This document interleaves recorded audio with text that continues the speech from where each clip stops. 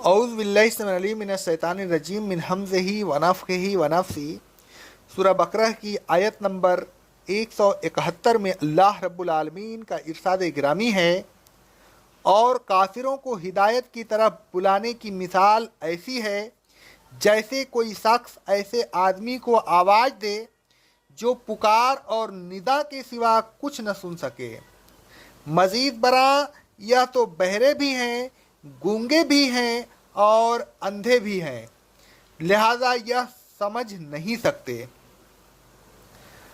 کافروں کو جب اسلام کی دعوت دی جاتی تھی تو آبائی تقلید کا بہانہ بنا کر قبول حق سے انکار کر دیتے تھے۔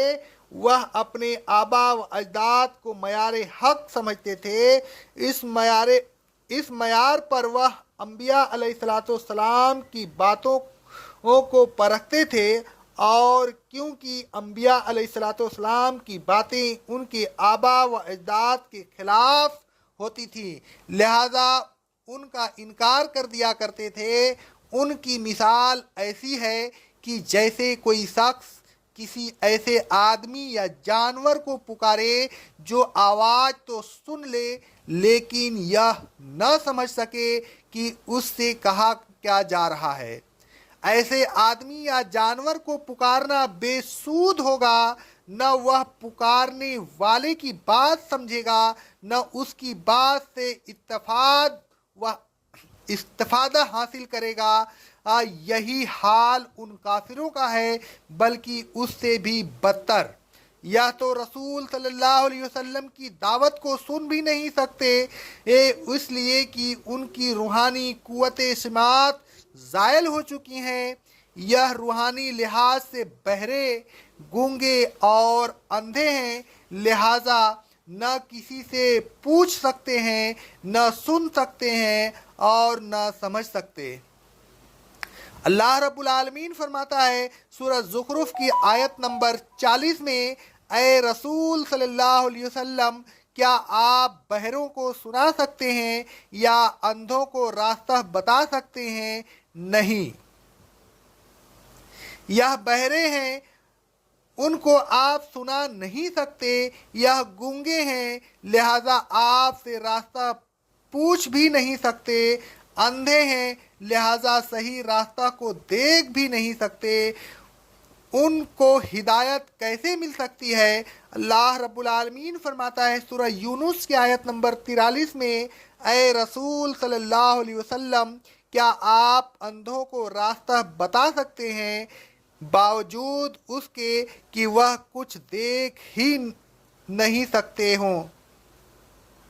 اللہ رب العالمین فرماتا ہے سورہ النمل کی آیت نمبر 81 اور سورہ روم کی آیت نمبر 53 میں، اے رسول صلی اللہ علیہ وسلم، آپ اندھوں کو ان کی گمراہی سے نکال کر صحیح راستہ نہیں بتا سکتے۔ جس طرح گونگے، اندھے اور بہرے کو صحیح راستہ پر چلانا مشکل ہے، اسی طرح ان کافروں کو جو آبا و اجداد کو معیار حق سمجھتے ہیں صحیح راستہ پر لانا مشکل ہے۔ راستہ کو پا لینے کے 3 ذرائع ہو سکتے ہیں، وہ تینوں معدم ہیں۔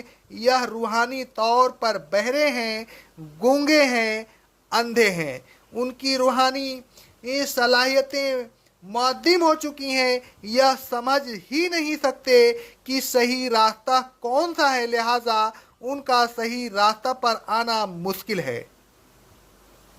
اے لوگوں، آبا و اجداد کو معیار حق نہ بنائیے، ورنہ آپ کی روحانی صلاحیتیں معدم ہو جائیں گی، پھر آپ ہدایت سے محروم ہو جائیں گے۔ حق اس چیز کو سمجھیے جو رسول صلی اللہ علیہ وسلم پر نازل ہوئی ہے۔ اللہ رب العالمین فرماتا ہے سورہ محمد کی آیت نمبر 2 میں، جو لوگ ایمان لائے اور نیک عمل کرتے رہے اور اس چیز پر بھی ایمان لائے جو محمد رسول صلی اللہ علیہ وسلم پر نازل کی گئی اور وہ ان کے رب کی طرف سے حق ہے، اللہ ان کے گناہوں کو دور کر دے گا اور ان کی حالت کی اصلاح فرمائے گا۔ اللہ تبارک و تعالیٰ نے اس شریعت کے حق ہونے کی گواہی دی ہے جو رسول صلی اللہ علیہ وسلم پر نازل ہوئی، لہذا اس کا حق ہونا یقینی ہے۔ اس یقینی حق ہی کو معیار حق بنائیے، غیر یقینی مزید برآں یقینی حق سے ٹکرانے والی چیز کبھی حق نہیں ہو سکتی، اس سے بچیے۔